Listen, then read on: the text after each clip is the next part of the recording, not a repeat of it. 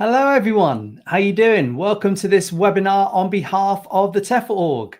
My name is Carl. I'm here almost every week with a live webinar on YouTube, Facebook, LinkedIn, where I talk about a range of subjects in the field of English as a foreign language and the teaching of English as a foreign language. I work here in Belfast, Northern Ireland as an online teacher. I work as an English examiner for a range of different boards. I also work as a teacher trainer.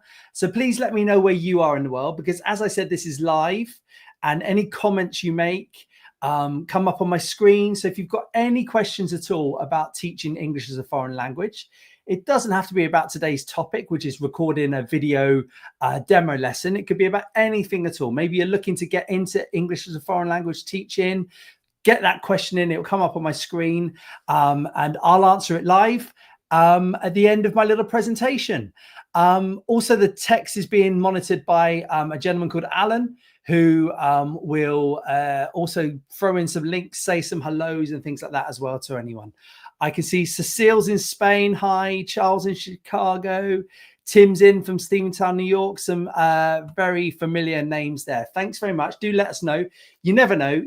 You might find a TEFL friend around the corner from you. Right. So let's get going with this one. So we're going to talk a bit today about recording your first teaching demo video. Now, when I started teaching about 20 years ago, this wasn't really a thing. This is sort of something that's come in with online teaching. It's also something that has sort of crept a little bit into face-to-face teaching.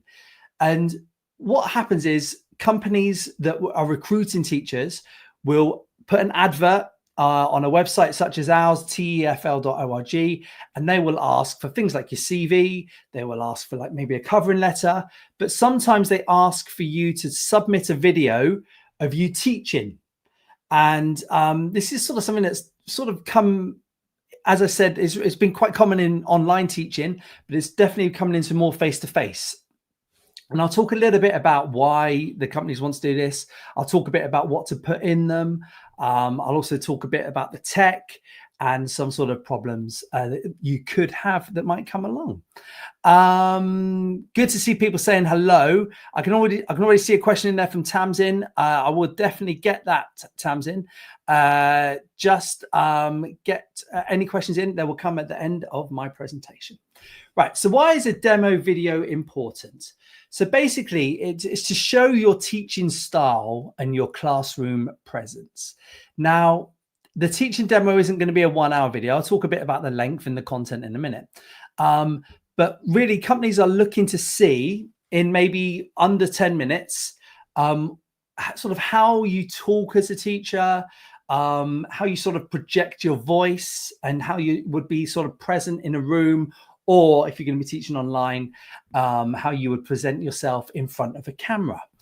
Can also, in that sort of short time, you can demonstrate a basic teaching ability.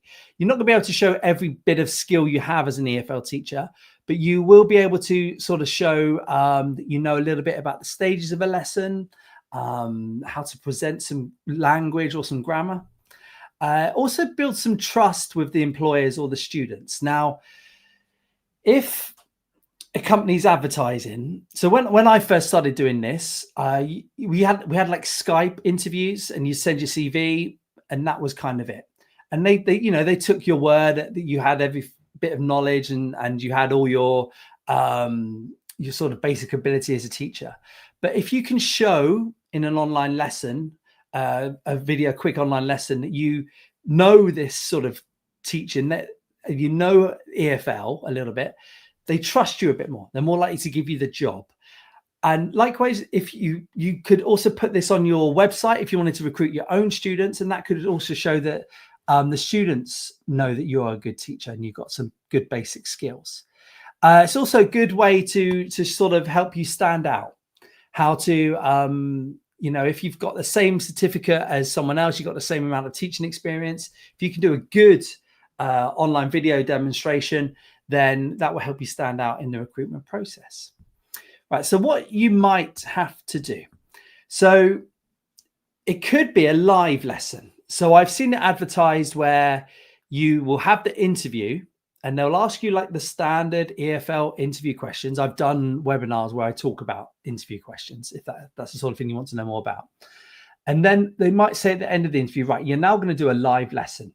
Now, very, very often you actually do the live lesson with the people that are interviewing you. So all of a sudden, these people that have been asking you maybe some tricky questions become students, and you have to talk to them. Or sometimes they wheel in on the screen a couple of people that you've not met, and you have to pretend to teach them. And basically, even though you've been talking to them like sort of prospective bosses, maybe, you now have to involve them like students. So you'd have to say, okay, in your pairs, discuss this, or what do you think, or maybe error correct them, things like that. And that can be a bit strange. They will tell you that you need to do this before the interview. Don't worry, they're not going to spring this on you. But it does feel a bit strange to go from talking to people as someone who's going to decide whether you go to another country or decide whether you've got an online job, to then go into speaking to them a bit like students. Or, and probably the most common one, is record yourself pretending to teach. So you've got your webcam, or you can do it with your phone, and you record yourself pretending to teach students, and there's actually no one there. You're looking at a camera. And there you need to pretend the students are responding to you and maybe to each other. So if you put a question on the board, or you ask them a question, you've got to sort of pretend that Mike has replied the answer. And you just go, okay, guys, what would be the past tense of jump? Yes, Mike, it is jumped. Well done. Like that. You've got to sort of pretend that the students are there. And again, this is, there's a bit of acting involved. May not be the most natural type of things, but you'd record yourself doing that. And what are the employers looking for? So they are looking for quite simple things, like you can introduce yourself quite well. So just being able to say your name at the start of the video and to introduce what the lesson is going to be about is, a basic skill. And if you rush through that, or they can't quite hear your name properly, that can, be a bit of a downer on it. So they're looking for you to introduce yourself quite clearly. They're looking for you to have a good level of energy. They're looking for you to have body language. If you're going to turn and face, if you're going to write on the board, you can write like this, but, it's much better if you can sort of turn and do that at the same time. They're looking for you to project yourself as someone who's sort of open to people. And you do need to have a bit of energy as a teacher. I'm not saying you have to be running around the place like an Olympic athlete, but you do need to have sort of a bit of movement in there, because if students are going to look at you for an hour, especially if it's online, it can be a bit tricky if you're just sort of standing still all the time and not really moving. So they're looking for kind of this. They're also looking for a simple lesson structure. And this goes with the things you would learn on a TEFL course, such as ours. So just something to be aware of. And I'm going to talk a bit more about that in a second. They're also looking for you to show that you are going to be able to teach in under 10 minutes a little bit of language that you want to teach, or they have told you to teach. And also a bit of transitions between the stages. So you're showing that the warmer you do links to maybe the presentation of language you do that links to the practice that you're going to do. And also, if they've given you instructions, keep it under 7 minutes, for example, or teach this vocabulary point, they want to know that you can follow the instructions. Okay, so you've got to plan your lesson, and sometimes they will ask you to show them, a lesson plan for the 5 or 7 minutes that you're going to be teaching. If they have given you a guide of what they want you to do, read that guide and stick to that guide. So if they say to you, you've got to, in 10 minutes, teach this, this, this, and this, you need to, in 10 minutes, teach this, this, this, and this. Don't think, oh, well, there's no way I can do that in 10 minutes. I'm just going to do this. If they've told you you've got to do 5 things, do those 5 things in that guide. Okay. Even if that sounds insane, even if you don't think it's going to work, you've got to give it a good go, because they're looking for you to follow the instructions. Or if they've given you freedom, I would choose one short objective.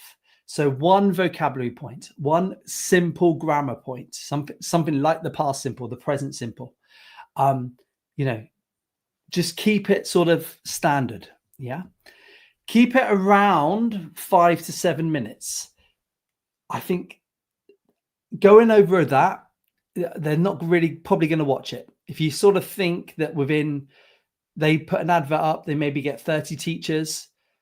Are they going to pay someone to watch? Let's say everyone does a 10-minute lesson, or some do 15, some do 5. Are they going to pay someone to watch 5 hours worth of videos? Probably not. So I would keep it around 5 to 7 minutes so they can see that, in the 5 to 7 minutes that you can do that. All right. Now, 3 parts. Do some sort of warm up or warmer. Yeah. And I'll give you an example on the next page. Give some sort of presentation of the vocabulary or the grammar that you are wanting to teach in that 5 to 7 minutes, and get the students to do some sort of practice of that grammar that you're doing. 3 very, very simple stages. Try and get through all of them in your lesson. Right. So here's an example lesson of what I would do. So for the warm up, I would do something along the lines of, you show a picture of a clock and you ask them, what can you see? So, if you're doing it recorded, you say, okay, in your pairs, speak to your partner, what can you see? And they would say, and you go, yes, Mike. So they wouldn't do that. You sort of listen to them like they are talking. And then you'd go, yes, well done, Mike. Yes, you can see a clock. Great. Okay, well done. And maybe you write clock on a board, something like that. And then you do some sort of presentation. I would write on the board something like, I wake up at 7 a.m. She wakes up at 8. And you could, put a picture of you up under the eye. You could put a picture of your daughter, your mum, your wife, whatever it might be, and to show that it's a she, and you can show the difference. And then I would sort of then get them doing a bit of pronunciation. I'll say, okay, everyone, I wake up at 7. Mike, I wake up at 7. Yes, well done, Mike. Okay, Michelle, she wakes up at 8. Yes, well done. Okay, and you sort of just showing the people watching it that that you've just done a bit of presentation and you've done a bit of pronunciation. Then I would either write or have prepared already to put up there the subject verb combinations, and just do like 2 or 3. I wake, she wakes, he wakes, they wake, something like that. Have them written up and just sort of just say to them, look, I wake, she wakes, and you underline the S underneath that. Then I would do some practice. I would write the sentences on there, or have them presented, have them ready to put up if you can. And, you have I, missing word, at 7. Right, in your pairs, what's this missing word? Okay, Mike, wakes. Yes, well done. And you write that in. Okay. Get students to fill in the missing word, and then say, right, okay, this question, ask each other. What time do you wake up is the question, and you say something along the lines of, I wake up at 7. And you're going around and you're monitoring. Okay, 7 minutes. Now, you might miss out a couple of stages if you don't think you can fit them into 7 stages. You might get rid of the drill. You might get rid of a number of verb combinations and just keep it to 1 or 2. But definitely you want to show that you've got a warmer stage, that you've got a presentation stage, and you've got some practice stage. That's basically what you're looking to do. And you would need to pretend to listen, or if they're actually live, listen and sort of respond. Say, oh, wow, you wake up at 7. Oh, wow, that's early. Or, if they do a mistake, you got to say, no, not I wakes, Mike, not I wakes. Yes, wake. Well done, Mike. Yeah, things like that. You're doing a bit of error correction. Okay. But obviously that's just something that I would do. You could do it with very simple, like eat. You could do it with different verbs. You could go down the route of teaching some vocabulary. I think that might take a little bit longer than the 7 minutes, but you could go down that route if that's what you feel like you could do.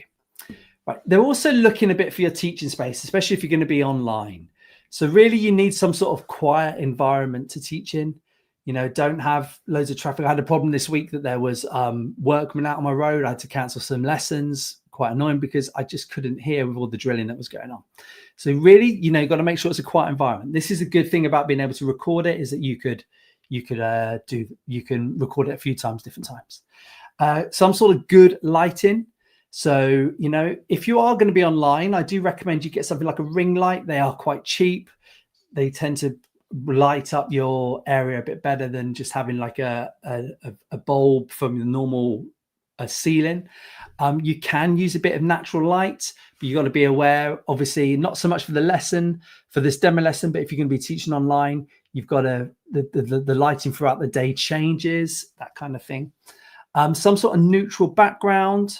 You know, if you've got a whiteboard up there, I think that's great. That's fine. But if you don't have that, then I would just go for as plain as you can. I'd also go for some sort of stable camera.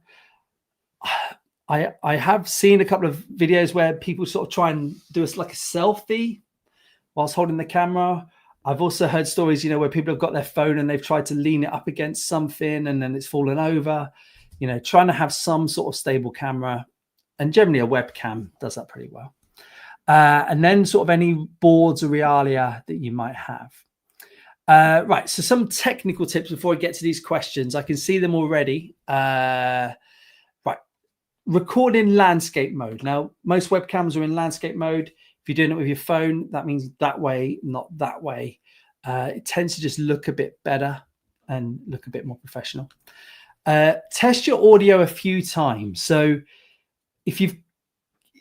generally, I think most mics are okay. Now, if you don't have sort of a professional mic, or you think the mic on your webcam is not very good, maybe invest in something like this. And I think it's perfectly okay to wear that while you're doing the lesson. You know, if you have got a microphone, obviously just test it a few times. Now, what I mean by test it a few times is test it when you're up close to it, but also test it if you're standing back a bit. You know, test that they can hear you if you sort of find yourself turning a bit like that. And, you know, listen back, just make sure that the audio is good throughout the whole lesson. Just because it was good in the first minute doesn't necessarily mean it'd be good in the 5th or the 6th minute. Frame yourself from the waist up. So don't show that low. Because if you show your whole body, you sort of have to zoom out a little bit. And that means you can't be able to see that. Also means they might be able to see your face as clearly. So I think frame yourself from the waist up. Check your storage on your laptop or your phone, things like that. Make sure you don't run out of storage as you're doing it. Also be careful of the file size. If they want you to send a file via email or through a Dropbox or something like that, be careful it's not too big. It's not, you know, you don't end up with a file that's sort of 2 gigabytes or something like that. You can compress it, you can make them smaller, but sometimes they give you little guidance about what file size to do. The other way to do it is to upload it to something like YouTube and make it private, and then you can just send out the link to them. That can work the story as well. Definitely practice a few times. Just if you think you've done it right first time, congratulations, well done, but then give it another go. I would definitely practice a few times. Now, if you're going to edit it, and you can, and I'll talk a little bit about editing I think on the next slide or the slide after, but be a bit careful that you're not being too flamboyant and too fancy with your editing. They really are looking for quite simple editing. Right, how to start the video. Be smiley and don't forget to greet the students. Don't start and go, "Hi, I'm Carl," past simple. You know, make sure, "Oh, hi, Mike. Hi, Michelle. How are you today?" "Oh, that's good. You're doing well. Oh, you did that the weekend. Very nice." You know, be smiley, show that you care about them.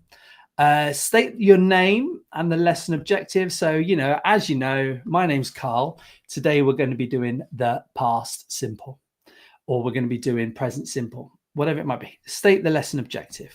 Have a little bit of energy when you start. Don't, you know, it's quite difficult. You got to also think that they're listening to your pronunciation. They're listening to your body language. if they only watch the first couple of minutes and you don't have much energy at the start, then, you know, it can be a bit of a tricky one. So definitely have some energy when you start. Get the lesson started quickly. Yes, greet them. Yes, pretend to care about their weekends, but, you know, get into the lesson. Okay, right, okay, great. Right. What do you think this is? Tell each other. Get the lesson started quickly, easily within the first 20 seconds. Right, so some common mistakes: speaking too quickly on this, trying to get everything in the 7 minutes. So you think you got to speak quite quickly, can be a bit of a problem. So, you know, maybe take a little bit out. After you've done it a couple of times, you'll be able to realize what worked out well, what didn't work out very well. Reading from a script. You don't teach from a script, so don't read from a script to do your lesson. Messy board work or a messy background can be a bit of an issue. So just if you're going to use a board, make sure you practice where you're going to write it and how it looks and things like that. No focus lesson. Don't just think you're going to do a fluency lesson and, you know, put a topic up and they talk about it. You know, get something in that's like a vocabulary or a grammar lesson. A lack of energy or a lack of smiling can be an issue. It's an uncomfortable thing to do. It's not a natural thing to do. But a smile will get you through a lot. Even if you think it's going badly, if it's live, obviously if it's going badly when you record it, you just re-record it. But if it's live, keep smiling. They're probably feeling a bit uncomfortable. You might feel a bit uncomfortable. A smile helps. Right. If you want to show something a bit extra beyond like the stages, pronunciation is the number one thing to do. Companies love it if you can, in your demo lesson, show a bit of pronunciation. And a little bit of some simple drilling, I think can go pretty well. You know, one of the big things about employing high-level teachers is they have good pronunciation that the students should learn about. A little bit of error correction always goes down well. So if you're pretending to teach them and you're recording it, imagine that, throw a little error in with Mike and get Mike to say, I eats, for example, and correct it properly. Now, if you're doing it live, be a bit careful. You might be interviewed by people whose first language is not English and who might not have native level of English. Okay, I've had plenty of interviews like that down the years with people who are maybe about intermediate, maybe upper intermediate level of English. So be a bit careful what they are doing. Now, be careful, because you don't want to correct every single mistake they've made if they're making loads of mistakes, and you'll get a feel from this in the interview. Right, if they all throughout the interview or in the introduction they were sounding quite high level, then all of a sudden in the live lesson they have thrown in a couple of mistakes. They might be doing that on purpose to see if you error correct. If you error correct just once, I think that will make them understand that you can hear an error and you can correct an error. All right. So live, it's difficult to know how much you want to correct. Don't spend your whole 7 minutes correcting errors. Try and stick to the grammar point or the language point you're doing if they've made a mistake with that. But if it's a re-recorded video, then definitely try and get an error in there that you can correct. You can show them some very simple editing, and with things like a title screen, you might, I'm not so sure about this, but I've heard of people that like record each section. So they record their warm up, and when they've got that perfect, they then edit it into the presentation side of things, or they might sort of throw like a cleverly edited whiteboard into the video. I think that kind of thing can work, but you're not being tested on your editing skills. You're being tested on your teaching skills. So don't let it distract from that. Great. Right. Thank you. Okay. I read a great message right at the start there from someone. Hi, Tamsin. You're starting your TEFL program in Cambodia. Amazing. For 4 weeks. Brilliant. And you need some advice on how to prepare. So you're going over there to learn how to be a teacher or to teach? I don't know. I'll talk a bit about both. Okay. if you're learning how to teach, Tamsin, congratulations. I think it's a great career. I think you'll really enjoy it. What do you need to do? What I would recommend looking at is, well, sometimes they set the TEFL program will send out some sort of preparation program. I think that could work. I would also, not to sort of promote myself too much, but I would look at some of my videos where I talk about stages of lessons. I would watch some of my videos on YouTube, on this channel, TEFL.org, about different skills, that kind of thing. If you're going to be teaching kids, look at one of my videos about how to teach young learners. Just get sort of a general idea about EFL. You don't need to go in there knowing every single grammar point, how to write the phonetic alphabet. Hopefully they'll teach you on that. But just watch some of my videos where I talk. You don't necessarily have to watch the Q&A ones, but ones where I give a presentation on a range of different subjects. Just have a sort of good general understanding about EFL. Now, if you're going over there to teach, Cambodia is a great place to teach. The students are lovely. They're fantastic. I've been out there a few times. Right. If you're going out there to teach, hopefully the school will have things like materials and that kind of thing. Most schools I've ever worked at have had materials. You don't necessarily need to go out and buy a load of textbooks. You don't need to know a load of textbooks. I would learn a bit about Cambodian students, see what sort of pronunciation problems they have. If you can't find much about Cambodian students, you'll find lots of things about Thai students. There's some sort of crossover in terms of the way they study, that kind of thing. I would also sort of look about things like, start looking about where you want to live, that kind of thing, if they're not arranging that, but they should arrange that for you. Just some little things like that. I don't think you don't need to take loads of stuff with you. Just having a good general understanding about EFL and about your students can go quite far. Okay. Chris, hi. Do we have any model lessons on your website? Yes, we do. So if you go to our blog page, which I think Alan's already put the link in there for you, Chris, have a look on that. Now, I think things like ChatGPT, Google Gemini, this can help. If you're going to do a demo lesson, just say, can you write me a 7-minute or a 10-minute lesson plan on this, and see if it comes up with anything like that, if you're really, really stuck. However, what I would say is the best ones come from you. And really, if you're writing them, you know what's going to be good, what's going to be bad. So just sort of think about some of the lessons that you've learned on your 120-hour course and just see how can you condense them into a really small 5 or 6 minutes. Yeah. Hi, David. For the demo lessons, can they present them as though you are creating a teaching video, which is intended for the viewer themselves? So I mean, let me get it. So I think the thing that I would say about that is, don't make it lecture-y in style, as in don't make it as if you're talking at them the whole time. You do have to pretend or acknowledge at least that there are students there in the room with you. I think that show, we do this for students. We don't do it for us. And one of the problems with teaching online is it can sometimes turn into you talking quite a lot. I think you've got to be able to show that you are aware that there's going to be students around you. Okay. And that does mean a bit of pretending, I think. Yeah. Mohammed, great. Thank you. Glad you liked it. David, I don't know if I answered that question. I hope I did. Tamsin, hi. You're in the learning phase. Okay, grand. Just teaching a lesson seems daunting. You just got to start somewhere.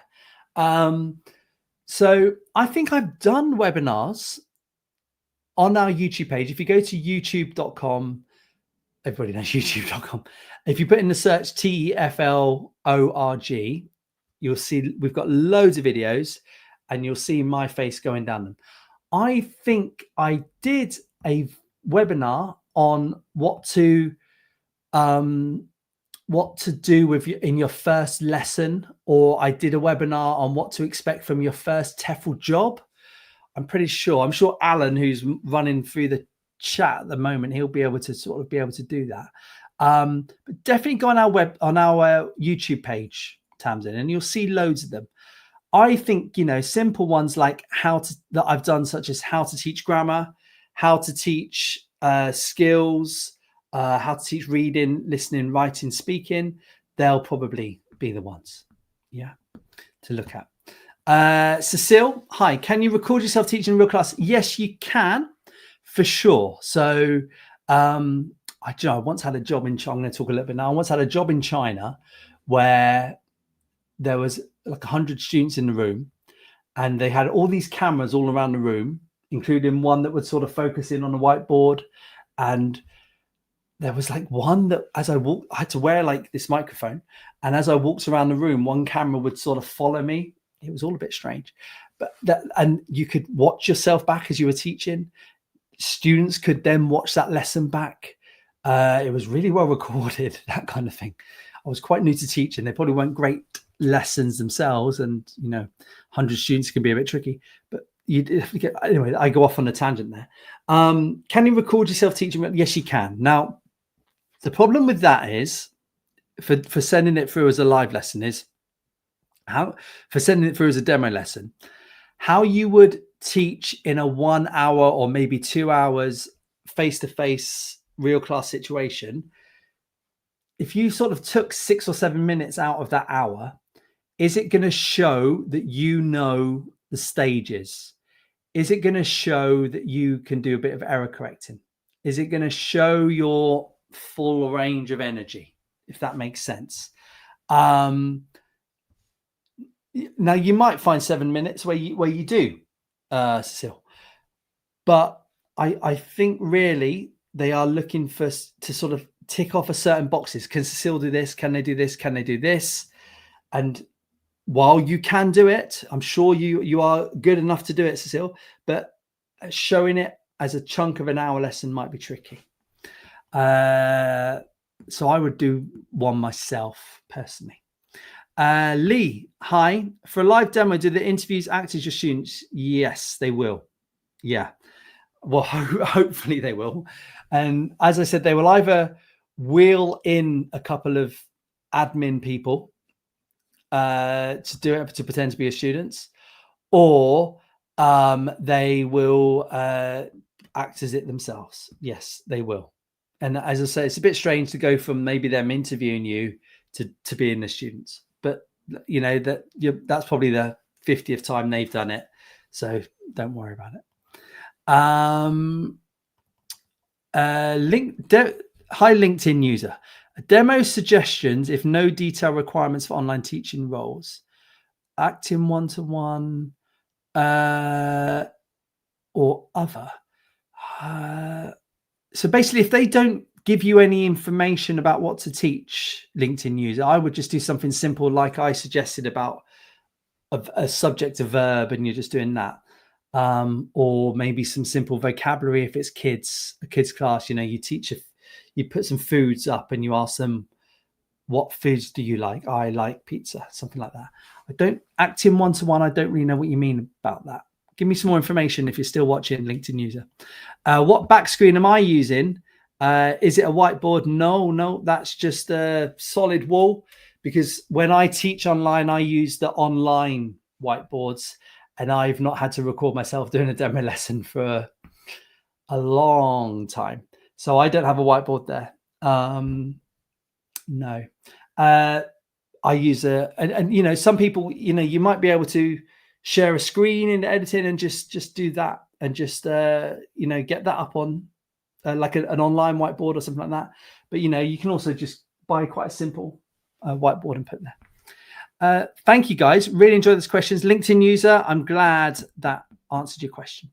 Thank you everyone. So look, it might sound a bit daunting, but once you've done it a few times and you've recorded yourself, and unfortunately you probably got to watch yourself back, you'll realize that actually it's not too tricky, and that it can be done.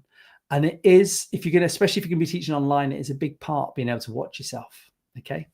Thank you very much, everybody. We've got loads more of these videos on our YouTube channel. Go to youtube.com and go to TEFL.org.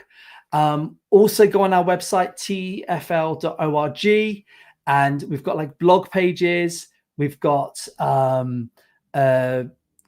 lots of information on jobs, on courses, all that kind of thing on our website. So go to tefl.org. If you enjoyed this, thank you very much. I hope you please put in the chat that you liked it. Please like us and all that kind of thing. Or there's one very simple question now I've got in. Cecile's asked, is this a requirement for the course or only for recruitment? It's a requirement just for recruitment. It's not a course requirement. So companies will advertise it, not us to go on our course. Thank you, everybody. Have a good morning, afternoon, or evening, wherever you are. We'll be back again soon. Bye-bye.